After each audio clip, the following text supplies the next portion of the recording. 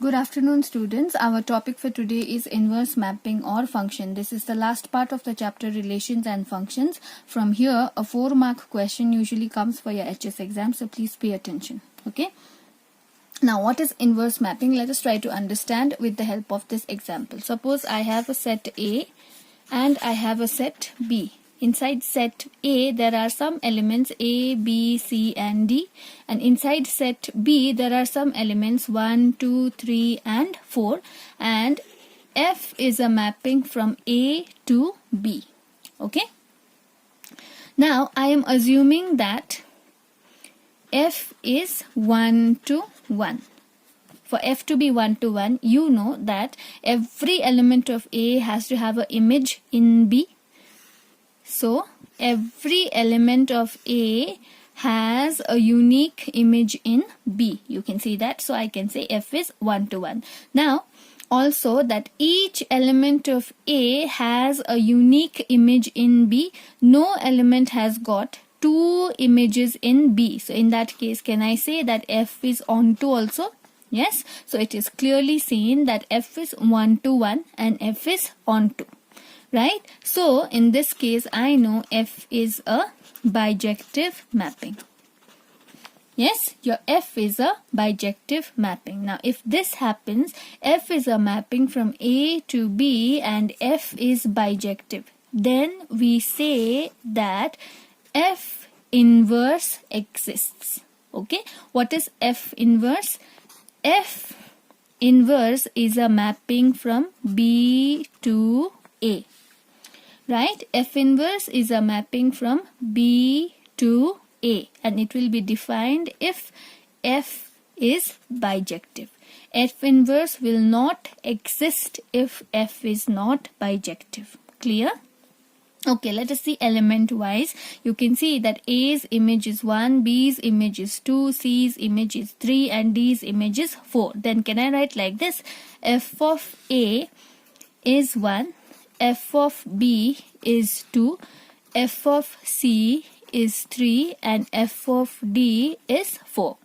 Correct? Now if this is happening, then since F inverse exists, I'll say that 1's inverse is A, 2's inverse is B, 3's inverse is C and 4's inverse is D. So I will say F inverse of 1 is A, F inverse of 2 is B, F inverse of 3 is C and F inverse of 4 is D. Done? Okay. Now, F inverse will be a mapping from B to A only if F is bijective. Done? Now, you can clearly see that F inverse exists. Yes, so when F inverse exists, we also say it as F is invertible. Okay, if F inverse exists, then we say F is invertible, or in other words, if F is invertible, then only F inverse exists.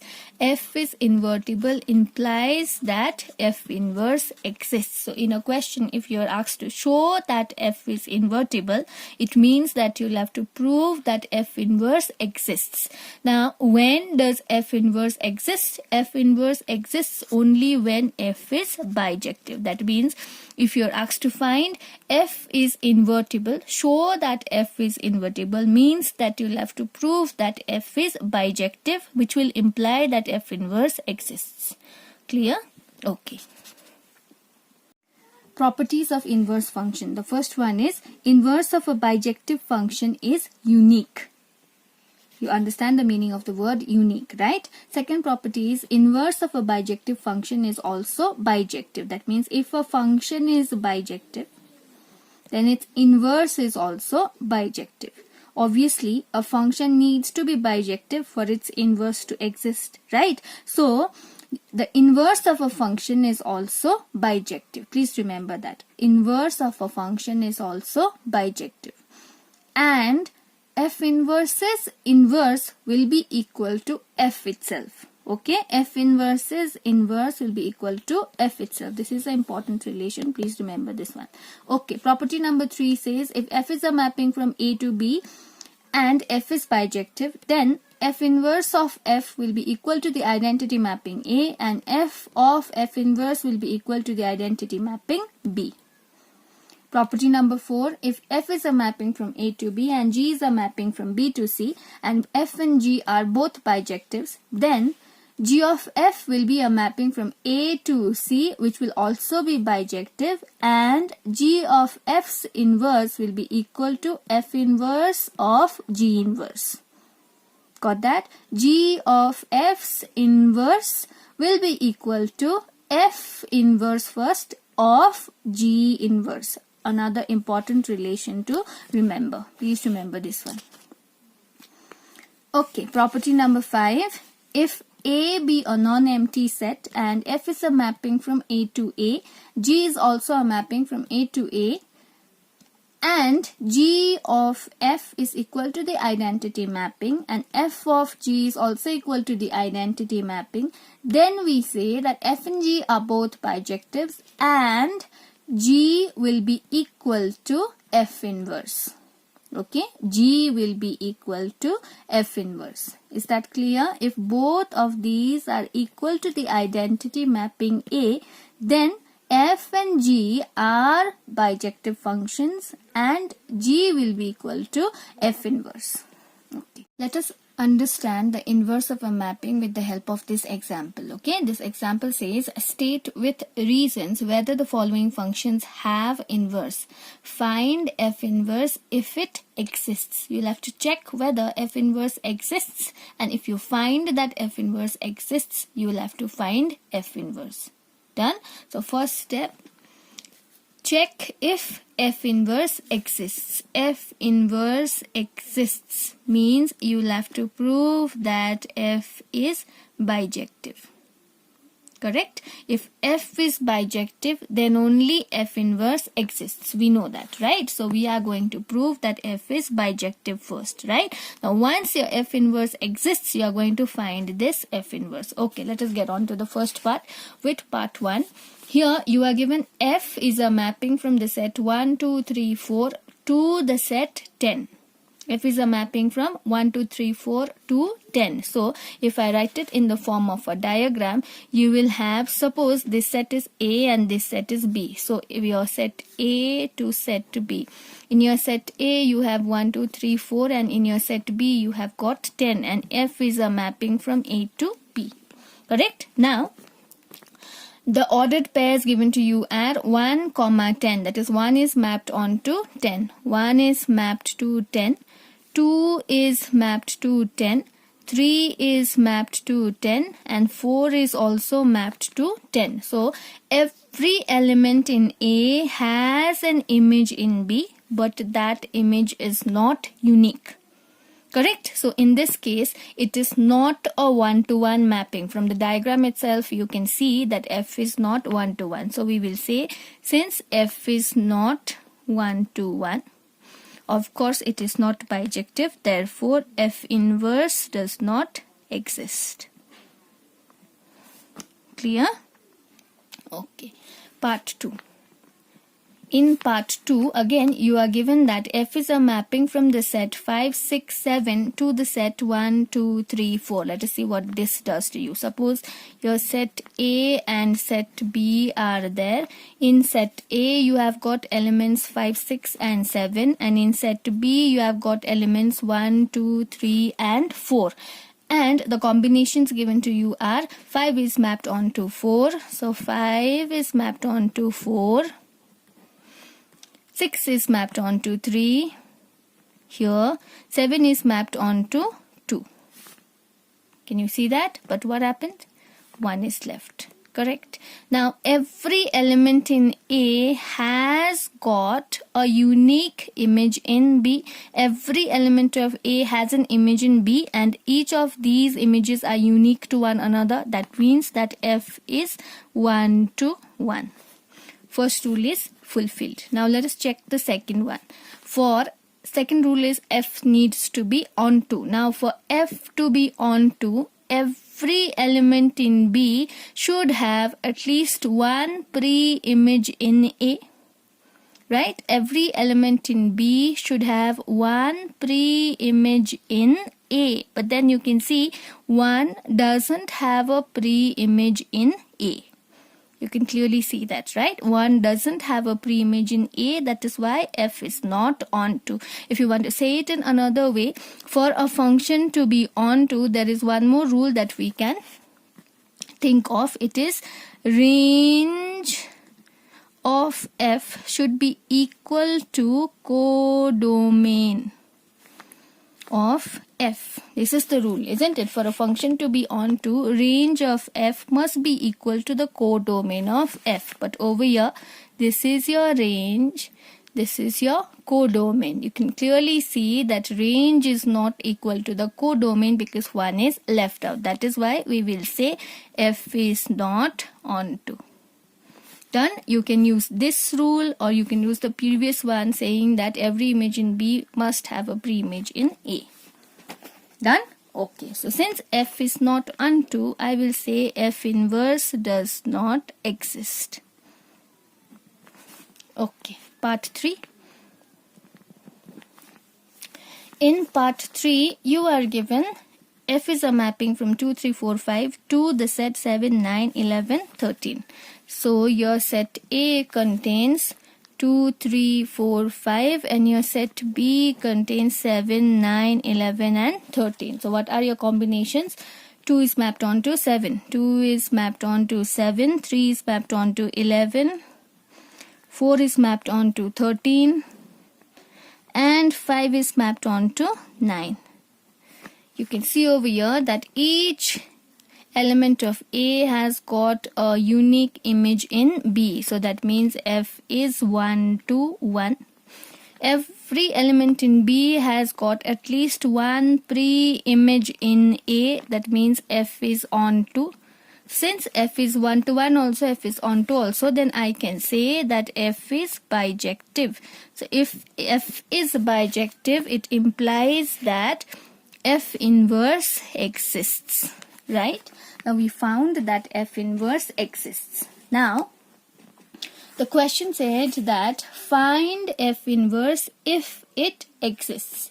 Now what is F inverse? F inverse is nothing but the opposite of F. If F is a mapping from A to B, then F inverse is its opposite. That is, F inverse is the mapping from B to A. So I will say F inverse is a mapping from B to A and it is given as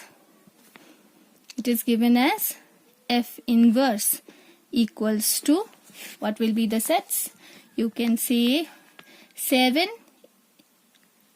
and 2 are related to each other. So can I say that 2 is the inverse of 7, right? So I will write 7 is mapped onto 2, right? 3 is the inverse of 11. So I will write over here 11 is mapped onto 3. Next, 9 is mapped onto 5 and 13 is mapped onto 4. Done? So your F inverse is this much.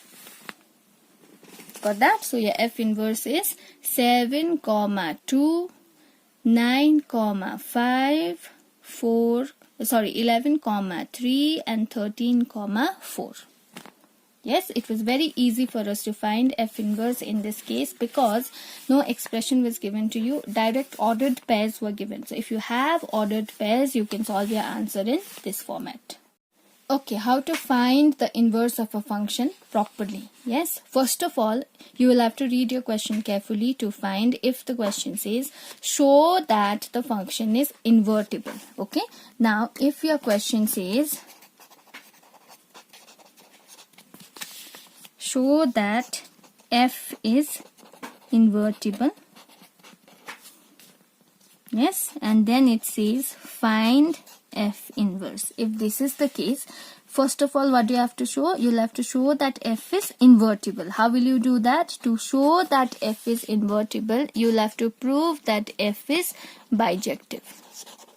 Got that? You'll have to prove that F is bijective. That means you'll have to prove that F is 1 to 1 and F is onto. Once you do this one, if you get that f is 1 to 1 and f is onto, if you have proved this one, both are there, then you say therefore f is invertible and f inverse exists. Okay, now once you have found that your f inverse exists, what will you do? There are certain steps to be followed. Okay, what is the first step? Assume x from the set A is the pre-image of an arbitrary element y from the set B. Okay, such that fx equals to y. That means if f is a mapping from A to B, take any arbitrary element A, x from A and any element y from B, such that fx equals to y. Got that? F of x equals to y. Take this one. Okay. Now, assume that fx equal to y, then solve the equation fx equal to y to find x in terms of y. What does that mean? If in the question your fx is defined as suppose 2x, right? Then here in this equation, what you will do? In place of fx, you will write 2x equal to y and convert this equation in terms of y. That is, write x on the left hand side, everything you take to the right hand side. So it will be x equals to y by 2. Your equation is in terms of y now. Got that? Once you have done that one, the next step is, if x is replaced by f inverse y in the relation obtained in step 2, then we shall get the inverse in terms of y. Now, in this function, we know that fx equal to y, and I also know that this f is invertible. That means I know that f inverse is possible, correct? So, if fx is equal to y, yes, if fx is equal to y and f is invertible, if fx is equal to y and f is invertible, it means that f inverse exists, right? So if f inverse exists, then if fx is equal to y, its opposite f inverse of y will be equal to x, right? From here, f inverse of y will be equal to x, correct? So that is what we are writing over here. If fx is equal to y and f is invertible, then f inverse of y will be equal to x. But then the value of x you already have, it is y by 2, right? So put your value here. So you will have f inverse of y. What is x? X is y by 2. You put over here. Now you can see f inverse of y is equal to y by 2. So I am getting inverse of a function. F inverse is y by 2. So all you have to do next in order to find the inverse of f is that you will have to bring it in terms of x. So wherever there is y, replace it by x. So therefore, the function f inverse from b to a. F was from a to b. So f inverse is from b to a. So the function f inverse from b to a is given by, what do you need to do? This whole thing you write, but in terms of x. F inverse of x equals to x by 2. Done? So yeah, if fx is equal to 2x, then f inverse of x will be equal to x by 2. Simple enough. So what are the steps you followed? First step is, step number 1 is you write fx equal to y. Okay. Step 1, you wrote fx equal to y. Then put your values of fx here. Yes. Then bring your equation in terms of y. This is step number 2. Step number 2 is bring everything in terms of y. Done? Once you are done that, replace your x by f inverse of y. Right? Replace your x by f inverse of y. This is step number 3. Done? So f inverse of y is y by 2. That is your third step. And finally, your fourth step is replace all your y by x. Then you will get this one.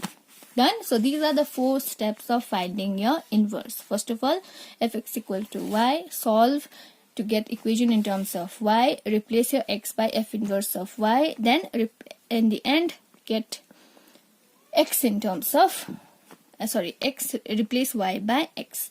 That will give you your inverse.